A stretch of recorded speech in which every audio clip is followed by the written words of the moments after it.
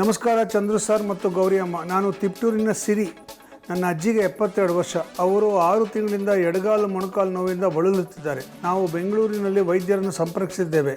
ಅವರು ಮೊಣಕಾಲಿನಲ್ಲಿ ನೀರು ತುಂಬಿದೆ ಎಂದು ಹೇಳಿದರು ಮತ್ತು ಔಷಧಿಗಳ ನಂತರವೂ ಅದು ಗುಣವಾಗಿಲ್ಲ. ಹಾಗಾಗಿ ಯಾವುದಾದರೂ ಮನೆಯ ಔಷಧಿ ಸೂಚಿಸಿ ಎಂದು ವಿನಂತಿಸಿಕೊಳ್ತೇನೆ. ಗೌರಿ ಅಮ್ಮ ನಮಗೆ ಪರಿಹಾರವನ್ನು ಸೂಚಿಸಿ ಧನ್ಯವಾದ ಅಂತ ಬರ್ತಿದ್ದಾರೆ. ಮೈನಲ್ಲಿ ನೀರಿನ ಅಂಶ ಅಧಿಕವಾದಾಗ ಅಲ್ಲಲ್ಲೇ ಬಾವುಗಳು ಬರುತ್ತೆ. ಅದಕ್ಕೆ ಏನು ಮಾಡೋದು, ತುಂಬ ಸರಳವಾಗಿರೋದು ಹೇಳ್ತೀನಿ, ಮಾಡ್ಕೊಳ್ಳಿ. ಒಂದು 3 ದಿವಸ ನೀವು ಮಾಡೋ ಚಿಕಿತ್ಸೆ, 3 ದಿವಸಕ್ಕೆ ಜಾಸ್ತಿ ಬೇಡ. 3 ದಿವಸ ಏನು ಮಾಡಬೇಕು, 3 ದಿವಸಕ್ಕೆ ಇಷ್ಟಿಷ್ಟು ತುಳಸಿ ಸಿಕ್ಕೋ ರೀತಿ ವ್ಯವಸ್ಥೆ ಮಾಡ್ಕೊಳ್ಳಿ. ಒಳ್ಳೆ ನಾಟಿ ತುಳಸಿ ಇರಬೇಕು. ಮನೆಯಲ್ಲಿ ಬೆಳೆದಂಥ ತುಳಸಿ ಆದರೆ ಒಳ್ಳೆಯದು. ಒಂದಷ್ಟು ತುಳಸಿ ತೊಗೊಳ್ಳಿ, ಚೆನ್ನಾಗಿ ತೊಳಿರಿ. ಅದನ್ನು ರಾತ್ರಿ ಎಲ್ಲ ಸರಿಯಾಗಿ ಶುದ್ಧ ಮಾಡಿ ತೊಳೆದು ಎಲ್ಲ ತೆಗೆದಿಟ್ಕೊಳ್ಳಿ.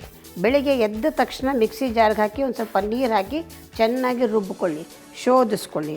ಒಂದು ದೊಡ್ಡ ಲೋಟದಷ್ಟು ರಸ ಬೇಕು, ನೀರು ಕುಡಿಯೋ ಲೋಟದಷ್ಟು. ಅದಕ್ಕೆ ಒಂದು ನಿಂಬೆಹಣ್ಣಿನ ರಸ ಪೂರ್ತಿ ಹಿಂಡಿ ಮಿಶ್ರ ಮಾಡಿ ಬೆಳಗ್ಗೆ ಖಾಲಿ ಹೊಟ್ಟೆನಲ್ಲಿ ಕುಡಿಬೇಕು.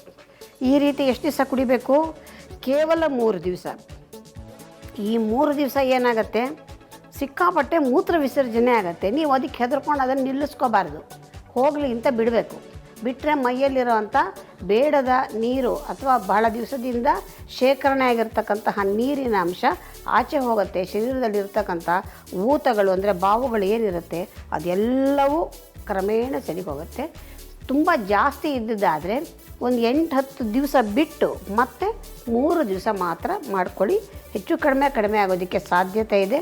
ಪ್ರಯತ್ನ ಮಾಡಿ.